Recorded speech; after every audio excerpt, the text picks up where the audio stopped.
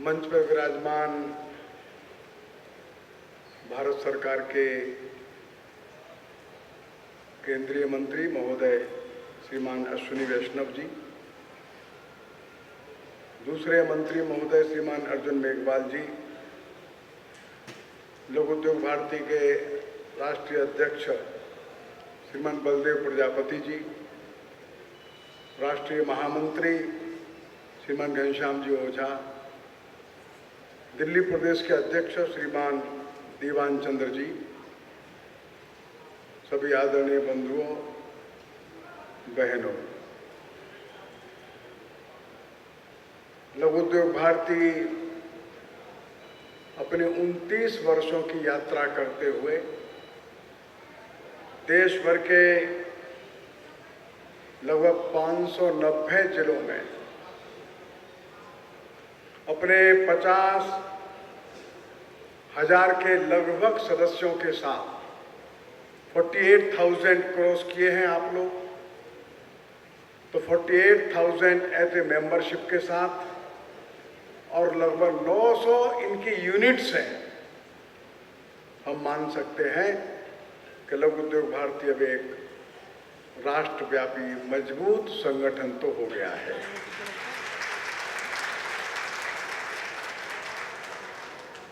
आज यहाँ जो आप लोग बैठे हैं उसमें आसाम के जिलों से लेकर कच्छ गुजरात तक के जिले और तमिलनाडु से लेकर के जम्मू, पंजाब से लेकर के उड़ीसा, देश के लगभग सभी जिलों से प्रतिनिधित्व धीरे धीरे होता जा रहा है। हर वर्ष 7-8 हजार 10,000 संख्या हमारे सदस्यों की बढ़ जाती है और यह उत्साहजनक समाचार है। मेरे को जो बोलने को कहा है वो आत्मनिर्भर भारत और लघु उद्योगों की भूमिका। बंधुओं, हमारा देश सारे दुनिया में एक विशेषता रखने वाला देश है। एक और हम लोग अभी चंद्रयान पर, चंद्रमा पर पहुंचने वाले दक्षिणी ध्रुव पर पहले देश हो गए।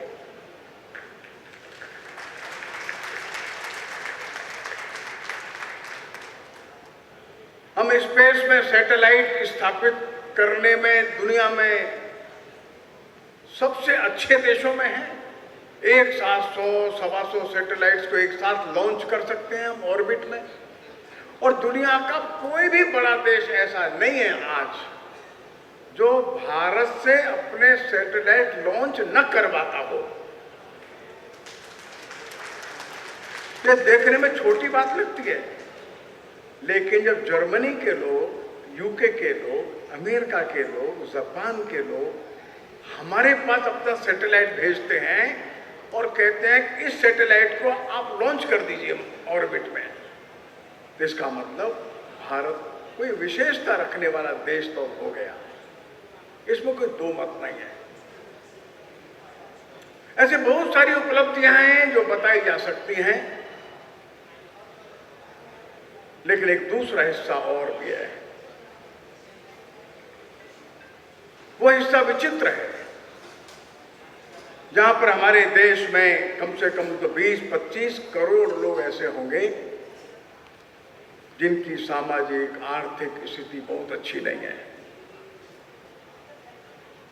और लोग 50-60 करोड़ ऐसे हैं हमारे देश में जिनकी जो आमदनी है वो बहुत कम है,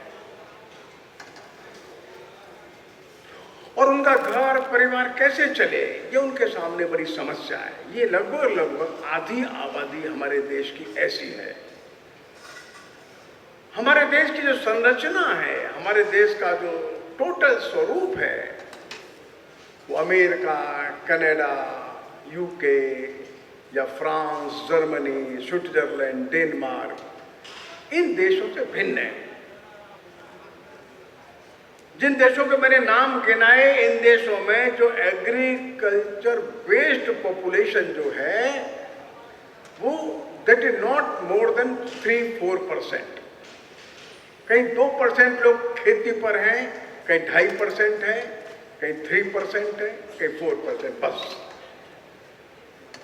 तो उन देशों के जो सर्कमस्टांसेस है, परिस्थितियां हैं, वो भिन्न है। ये उन देशों की मजबूरी है कि बड़े उद्योग लगाएं। मनुष्य उनके पास कुछ कम थे, हाथ कम थे, इसलिए टेक्नोलॉजी का जो विकास उन्होंने किया उस हिसाब से किया, और धीरे धीरे वही मॉडल जो है भारत की ओर आने लगा। मजबूरी में कहिए या जाने अनजाने में कहिए, बड़ी मात्रा में बहुत सी बातें हमने उनकी स्वीकार कर ली है। लेकिन अब ध्यान से देखना है, हमारे देश में अभी भी जो एग्रीकल्चर बेस्ड पॉपुलेशन है वो कम से कम 58% है। ये 58% पॉपुलेशन खेती पर आधारित है, अर्थात इसकी जो आमदनी है ये बहुत कम है, और इसलिए रोजगार की तलाश में जाती है। दुनिया के बड़े बड़े जो अर्थशास्त्री हैं और भारत के भी अर्थशास्त्री हैं, वो एक मॉडल बताते हैं कि इस पॉपुलेशन को शिफ्ट करना है हमको अर्बन पॉपुलेशन में। लेकिन शिफ्ट करना है, उनको देना क्या है ये उनको नहीं मालूम, और देंगे कैसे ये भी नहीं मालूम। तो ये पॉपुलेशन शिफ्ट तो हो रही है, हर साल लगभग 0.8% पॉपुलेशन ग्रामीण क्षेत्र से शहर में शिफ्ट होती है, और थोड़ी सी पॉपुलेशन फिर वापस गांव में आ जाती है, क्योंकि उनको वहां कुछ मिलता नहीं है। आधे लोग वहीं सेट हो जाते हैं, आधे लोग वापस आ जाते हैं, और जो गांव के लोग शहर में सेट हो जाते हैं, कुछ लोग अच्छा जीवन जीते हैं और बाकी के लोग बहुत अच्छा जीवन नहीं जीते। वो स्लम्स में रहते हैं, एक कमरे के अंदर 10-12 लोग रहते हैं, अनहाइजीनिक सर्कमस्टांसेस में रहते हैं, अपने परिवार से दूर रहते हैं, उनकी सामाजिकता, सांस्कृतिक परिस्थितियां बदल जाती है। और इसलिए हमको जो विचार करना है वो 134 करोड़ पर्सन्स, इनके लिए विचार करना, वो मॉडल चाहिए हमको। ये मॉडल जो बड़ी इंडस्ट्री का है कुछ सेक्टर में ठीक है, लेकिन अपने आंखों के सामने 134-135 करोड़ लोग जो हैं, ये ध्यान में रखकर भारत के लिए एक मॉडल चाहिए। वो मॉडल केवल और केवल MSME उपलब्ध करा सकता है।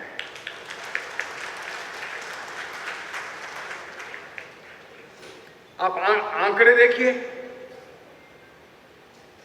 जो देश में खेती, दूध का काम, फल और सब्जी का काम, इसको छोड़ दीजिए, इसके अलावा जो रोजगार है, तो बड़ी इंडस्ट्री जो रोजगार देती है वो 3-4% से ज्यादा रोजगार नहीं देती। सारे देश की टोटल पॉपुलेशन में से 3 या 4% बस।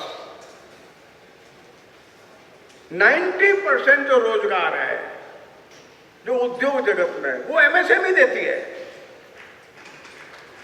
90% रोजगार ये MSME के द्वारा मिलता है। आज देश में लगभग 11 करोड़ से ज्यादा रोजगार जो MSME देती है, और 11 करोड़ रोजगार का मतलब हुआ कि 40-45 करोड़ पॉपुलेशन को रोजगार ये दे रहे हैं। टोटल GDP में जो MSME का जो कंट्रीब्यूशन है वो 33% है, लेकिन एक्सपोर्ट में जो एक्सपोर्ट हो रहा है भारत से, उसमें MSME का कंट्रीब्यूशन 50% है, ध्यान रखिए। तो एक और लगभग 11-11.5 करोड़ रोजगार, मतलब 40-45 करोड़ पॉपुलेशन को रोजगार, उनका घर की व्यवस्था करना, आजीविका, और देश का जो टोटल एक्सपोर्ट है इसमें 50% कंट्रीब्यूशन एमएसएमई का है। भविष्य में भी ऐसा ही होने वाला है। गवर्नमेंट की भी योजना ऐसी है कि 50% एक्सपोर्ट जो एमएसएमई के द्वारा है इसको बढ़ाकर 60% कैसे किया जाए। अगर 60% करना है तो उसके लिए कुछ न कुछ योजनाएं बनानी पड़ेंगी, कुछ अलग से ध्यान देना पड़ेगा, इसको बचाना पड़ेगा। और अगर रोजगार 2, 3, 4 करोड़ और बढ़ाने हैं तुरंत 5-7 वर्षों के अंदर, एमएसएमई रोजगार दे सकता है। रोजगार देने में ये एक्सपर्ट है। तो बहुत छोटी पूंजी में ये उद्योग लगा देता है। 25-50 लाख, 1 करोड़, 2 करोड़, और जो पर कैपिटा जो इन्वॉल्वमेंट है कैपिटल का, वो एमएसएमई का बहुत कम है। मतलब बहुत कम पूंजी लगाकर अधिकतम रोजगार प्रोवाइड करता है। इसलिए यदि देश में रोजगार का सृजन करना है भविष्य में, हमारी जनसंख्या को देखकर, हमारी परिस्थितियों को देखकर, तो एमएसएमई के लिए विशेष ध्यान, विशेष योजना करनी ही होगी। एक दूसरी बात, हमारे देश की सामाजिक परिस्थितियां भी भिन्न है। संविधान सभा ने उन सामाजिक परिस्थितियों पर ध्यान दिया है और कुछ प्रावधान बनाए हैं। लेकिन केवल प्रावधानों से तो बात नहीं बनेगी। संविधान इंडस्ट्री तो नहीं लगा सकता। एमएसएमई के द्वारा सर्वाधिक जो रोजगार मिलता है वो हमारे सामाजिक आर्थिक दृष्टि से जो डिप्राइव्ड लोग हैं, वंचित लोग हैं, उनको मिलता है। बड़ा नंबर है ये।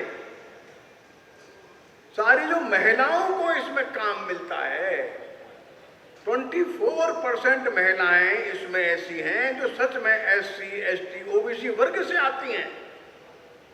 उनके घर की जो आर्थिक स्थिति है वो अच्छी होती है, धीरे धीरे सामाजिक स्थिति अच्छी होती है।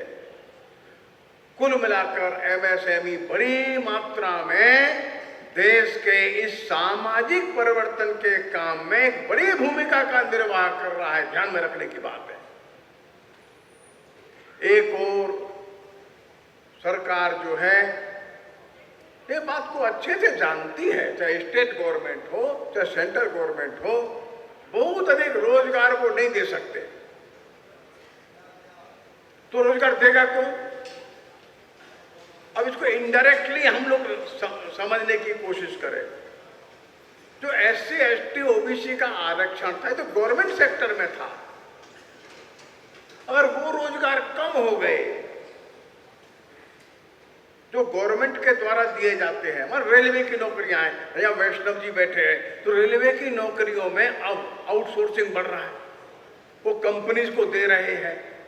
ये स्टेशन की सफाई ये आउटसोर्स कर दो, वो वहां की परिस्थिति के कारण से वे कर रहे हैं, अच्छी बात है। लेकिन जैसे ही आउटसोर्स करते हैं तो 5 लाख एम्प्लाई मान लो आए, तो इसमें जरूरी नहीं है, आवश्यक नहीं है वो एससी, एसटी वर्ग के कितने आएंगे। जो एक सफाई कर्मचारी रेलवे में लगता था उसको रेलवे का एक छोटा सा क्वार्टर मिल जाता था। वो दूर गांव से आकर के बंबई, दिल्ली, कानपुर, कलकत्ता ऐसे बड़े शहरों में आ जाता था, इसका पालक पड़ता था।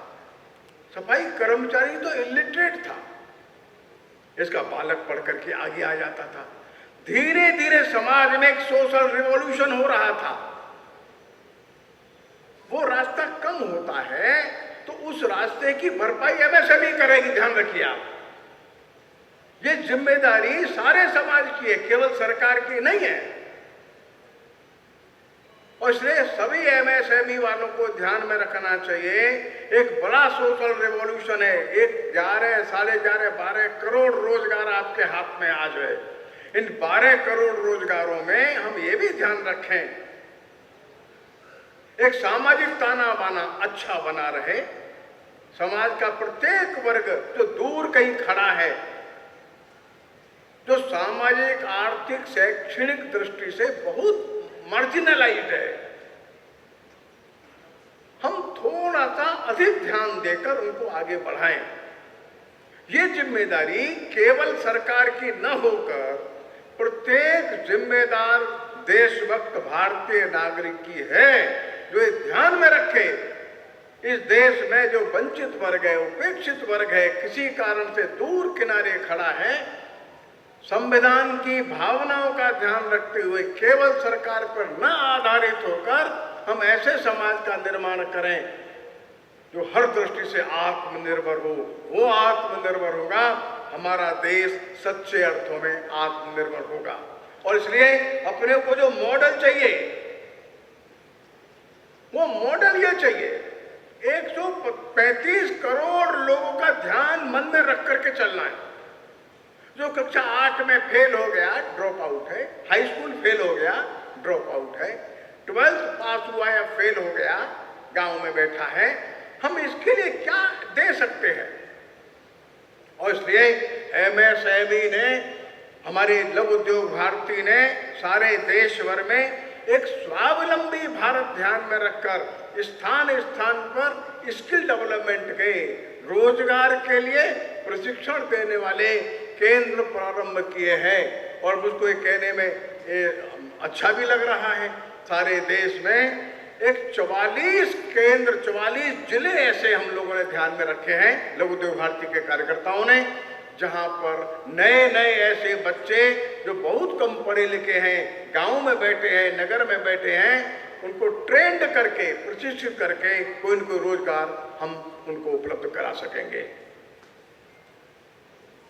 सब बातें सरकार के कंधे पर रख देने से समाज मजबूत नहीं होता। समाज वही मजबूत होता है जो अपने पैरों पर खड़ा होता है। सरकार से अपेक्षा इतनी करिए, सरकार लॉ एंड ऑर्डर ठीक रखे, सरकार कानून व्यवस्था अच्छी रखे, अच्छे कानून और बनाए जाएं, उद्योग अच्छे से आगे बढ़े, नीतियां अच्छी बने, लेकिन बाकी शेष बात समाज करे। समाज उन बच्चों को प्रशिक्षित करके, संस्कारित करके आगे ले आवे। और इसलिए बड़ी आवश्यकता यह है, जैसे वैष्णव जी ने बताया, उस सेक्टर को रिजर्व किया है, लेकिन धीरे धीरे उसको कम करने की योजना कुछ लोग बनाते हैं। कुछ लोग ऐसा करते हैं, नहीं नहीं कंपटीशन होने दीजिए। तो कंपटीशन होगा तो फिर तो सर्वाइवल ऑफ द फिटेस्ट हो जाएगा, और फिटेस्ट में टाटा, अंबानी, बिरला जी, उनसे कौन कंपटीशन करेगा भाई? उनसे कोई स्मॉल स्केल या माइक्रो वाला उनसे कंपटीशन नहीं कर सकता। टीवी पर विज्ञापन किसका आएगा? उसी का आएगा। और इसलिए आज जो रिन साबुन जो है गांव गांव पहुंच गया, एरियल नाम का जो सर्फ है या पाउडर जो है, ये गांव गांव पहुंच गया। विज्ञापन से पहुंचता है, अच्छा है इसलिए नहीं पहुंचता है। वो छोटा छोटा खाने का आइटम है, गांव गांव पहुंच गया। और गांव की जो बिस्किट की फैक्ट्री है वो कौन चलाएगा? पॉलिश का ब्रश है, ये भी ब्रांडेड कंपनी बेच रही है। इस पॉलिश करने वाले ब्रश को बेचने के लिए ब्रांडेड कंपनी चाहिए। या बाथरूम है, सैनिटरी का ब्रश है, वो भी ब्रांडेड कंपनी बेच रही है। इसको तो 2-3-4 लाख रुपया लगा करके वो छोटा उद्योग चला के बनाता है, लेकिन उसका मार्केट खत्म हो जाएगा। जो फावड़ा है ये भी टाटा बना करके बेचता है, बेलचा। जो सामान्य से काम है, जो हमारा गड़िया लोहार बना देता था, अब एक टाटा कंपनी का फावड़ा मार्केट में किसान के हाथ में आ गया। तो किसान के हाथ में छोटा छोटा सामान भी है, वो बड़ी कंपनी का आ रहा है। तो हम रोजगार सबको कैसे दे पाएंगे? और इसलिए इस देश में कुछ न कुछ प्रकार से ऐसी व्यवस्था रहे कि जो सामान बहुत बड़ी क्वालिटी का नहीं चाहिए, ब्रांडेड की आवश्यकता नहीं है, उनके लिए कोई रिजर्वेशन चाहिए, सहारा चाहिए। जैसे देश में खादी का वातावरण बना, आज से 100 साल पहले बना। खादी तो मोटा कपड़ा था।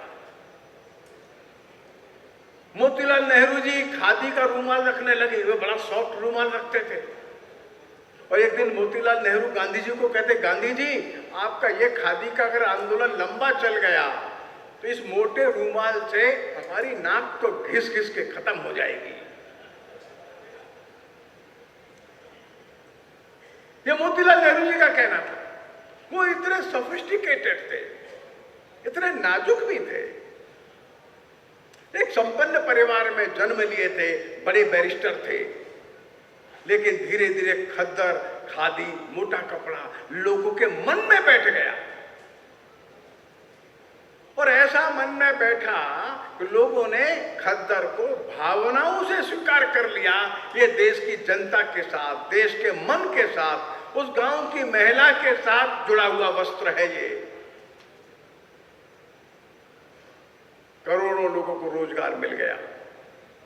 आज तक देश में करोड़ों लोग उस खद्दर के काम में स्थायी रूप से लग गए। कम से कम उनके 2 समय की रोटी तो चलती है।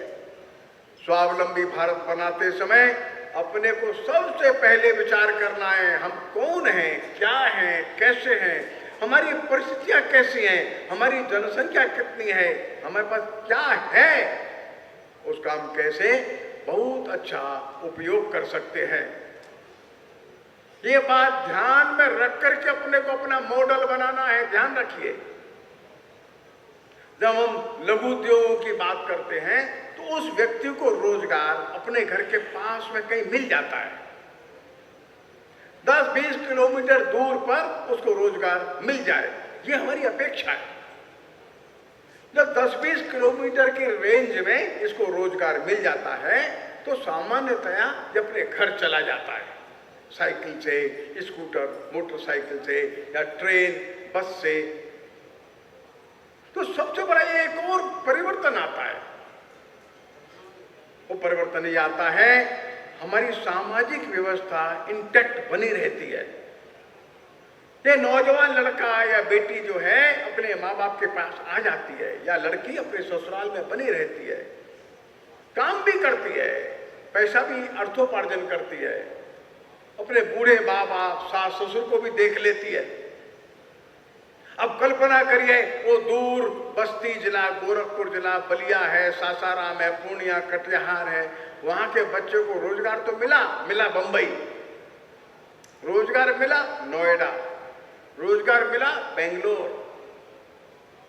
अब इसके घर को कौन देखेगा? आज देश में कम से कम 40-50 करोड़ लोग ऐसे हैं अब जिनकी सेवा की जरूरत है, जो 50 वर्ष की उम्र से ऊपर जा रहे हैं। ये संख्या दिन प्रतिदिन कम नहीं होगी, अब बढ़ेगी। ये 30-40 करोड़ लोग अब ऐसे हैं जो 50-60 वर्ष से और ऊपर जा रहे हैं। 10-15-20 करोड़ लोग ऐसे हैं जो 60 के ऊपर जा रहे हैं। इनको किनके भरोसे छोड़ा जाएगा? जिनके बच्चे अपने रोजगार की तलाश में दूर चले गए, तो इन बूढ़े माँ बाप, दादा दादी, नाना नानी, इनको कौन देखेगा? MSME इस बात की गारंटी देता है, हम इनको रोजगार देंगे, साथ साथ इनके परिवार की सामाजिकता को, बड़े बूढ़े बुजुर्गों की चिंता को बनाए रखने के लिए लड़कों को घर के पास ही रखेंगे। ये बहुत बड़ी सामाजिक आवश्यकता है, ध्यान रखिए। 15,000 की नौकरी करने के लिए जो लड़का छत्तीसगढ़, उड़ीसा से और बंबई चला गया, वो वहां स्लम्स में रहता है। स्लम्स में काय का सामाजिक जीवन है, हमको बताइए। कितनी कम सब्जी बनाता है, नहीं बनाता, एक ही समय बनाता है, दोनों समय खाता है। एक कमरे में 8-10 जो मजदूर सो जाते हैं। हाइजीन कैसा है, सामाजिकता कैसी है, बीमारियां फैलती हैं, उसका सांस्कृतिक और सामाजिक जीवन धीरे धीरे नष्ट हो जाता है। माता पिता, भाई बहन, बच्चे, पत्नी, रिश्तेदार, ये धीरे धीरे सब समाप्त हो जाते हैं। तो एक तरफ सामाजिक जीवन, पारिवारिक जीवन, सांस्कृतिक जीवन सब नष्ट होता है। तो श्रम के जीवन में बीमारियां पालता हुआ वहां रहता है। जितनी अधिक मात्रा में हमारी जो MSME लघु उद्योग इकाइयां बढ़ेंगी, आप पक्का मानिए, हम इस देश के पारिवारिक जीवन को, सामाजिक जीवन को, सांस्कृतिक जीवन को पक्का मजबूत बनाए रखने की गारंटी है।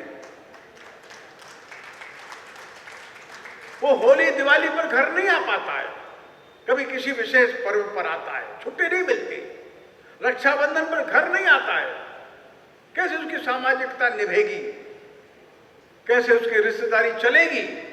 नहीं चलती। और इसलिए रोजगार उसके निकट में कहीं दीजिए।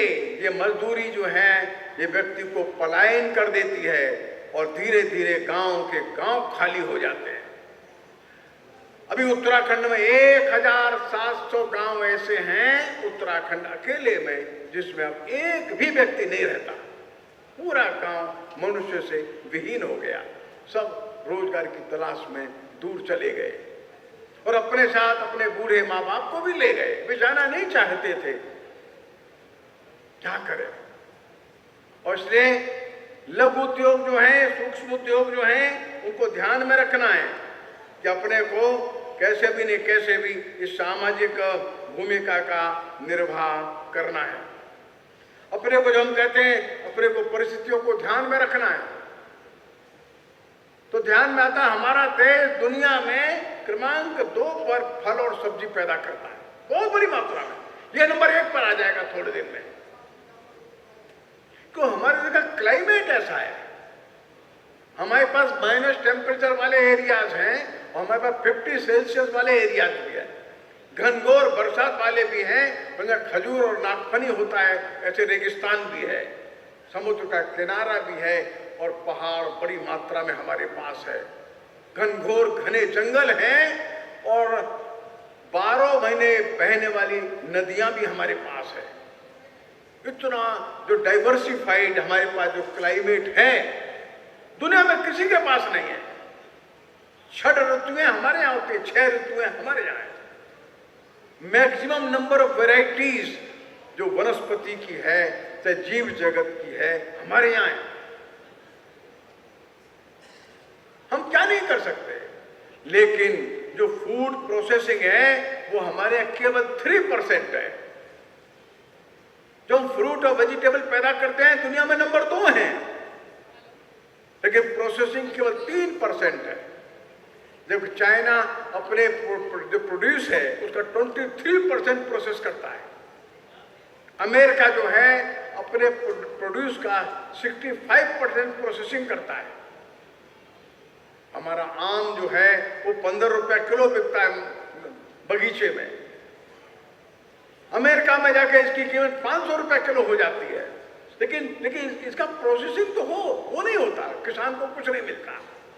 और इसलिए आप देखिए बड़े बड़े बाग जो आम के हैं वे अब कटने के कगार पर है, बहुत से कट गए, पूरे नहीं, अनप्रोडक्टिव है।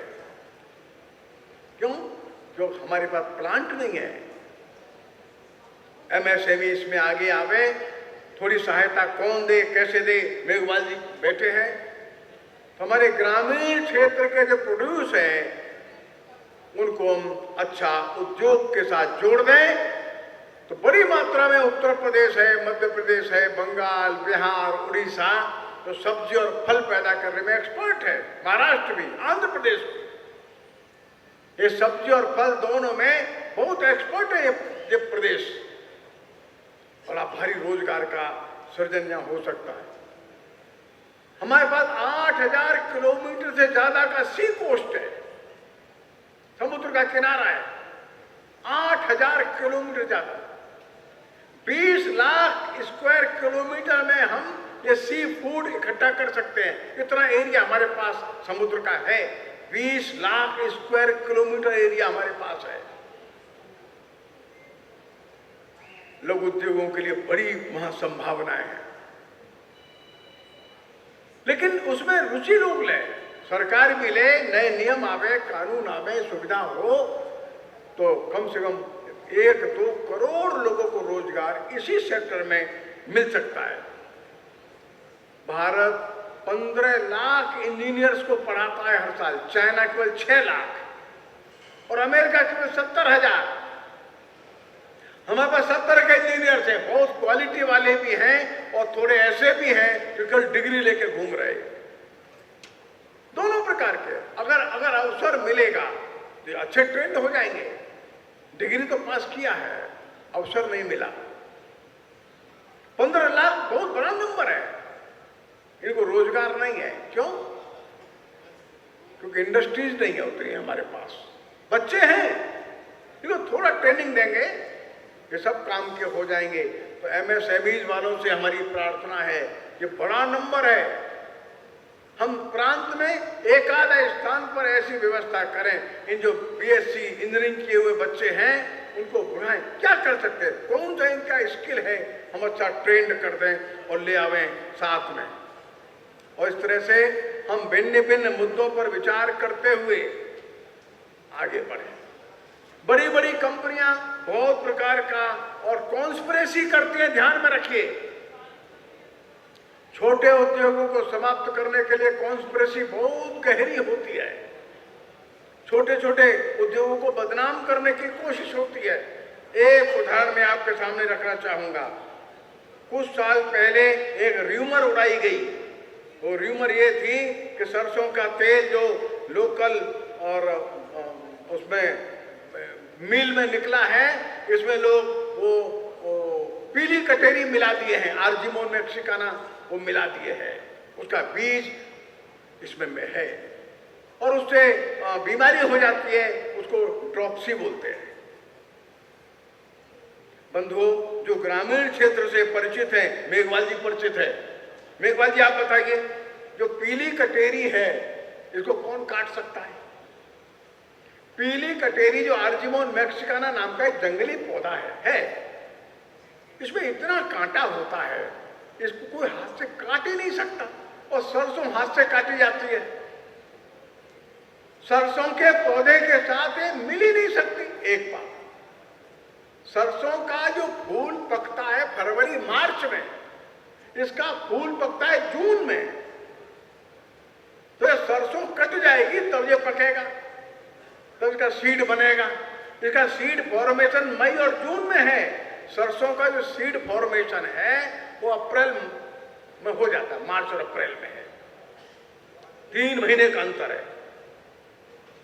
हाथ से पकड़ नहीं सकते इस पौधे को, बीज इसका बनता 3 महीने बाद है। दोनों को मिलाना संभव ही नहीं है, मिल ही नहीं सकता। उन्होंने र्यूमर फैला दिया, बड़ी बड़ी कंपनी वालों ने, ताराचंद जी जानते हैं। आर्जिमोन मैक्सिकाना का बीज इसमें मिला दिया गया है, मिलावट है, और होता भी इतना कम है, मिलावट हो ही नहीं सकती, कोई करेगा ही नहीं, संभव ही नहीं है। और फिर क्या हुआ, तुरंत सरकार में कुछ अधिकारी लोग एक्टिव हो गए, उन्होंने नियम पास कर दिया कि छोटी मील में सरसों का तेल निकालना बैन।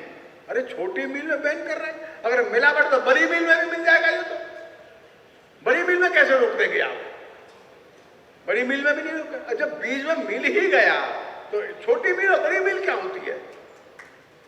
लेकिन एक कानून आते ही देश में 1 लाख लघु उद्योग बंद हो गए। कितने? हाँ,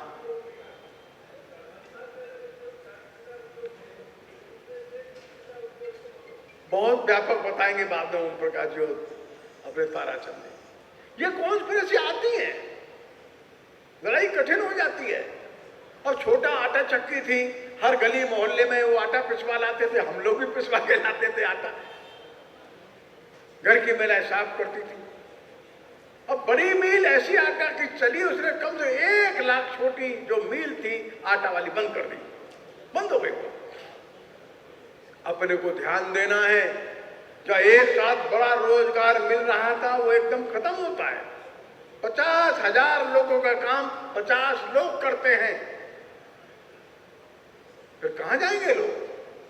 हमारे देश का जो ढांचा है, स्वरूप है, हमारे देश की जो जनसंख्या है, हमारे देश के जो नेचुरल रिसोर्सेस हैं, हमारी जो आवश्यकताएं हैं, हमारी परंपराएं हैं, हमारी संस्कृति है, हमारी परिवार व्यवस्था है, हमारी सामाजिकता है, हमारे तीज और त्योहार हैं, इन सबको बनाकर, रखकर, संभालकर आर्थिक योजनाएं बनानी है।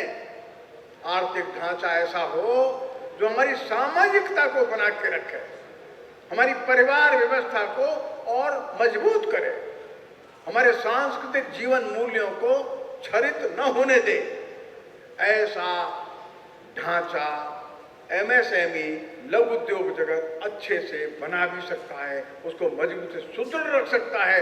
आत्मनिर्भर भारत की ये सबसे पहली और महत्वपूर्ण गारंटी है जो लघु उद्योग भारती को स्वीकार करनी चाहिए। मैं समझता हूं इस सब को विचार करते हुए हम चलेंगे तो निश्चित रूप से निकट भविष्य में हम देश को एक ऐसा मॉडल देंगे, ऐसा स्वरूप एक सामने रखेंगे जिसमें प्राचीन भारत की भव्यता भी होगी और आधुनिक भारत की आवश्यकताओं की पूर्ति भी होगी।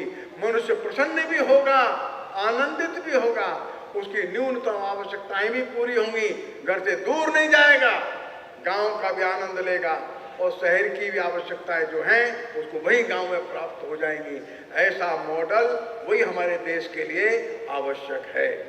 आप सभी को मेरा विनम्रतापूर्वक नमस्कार।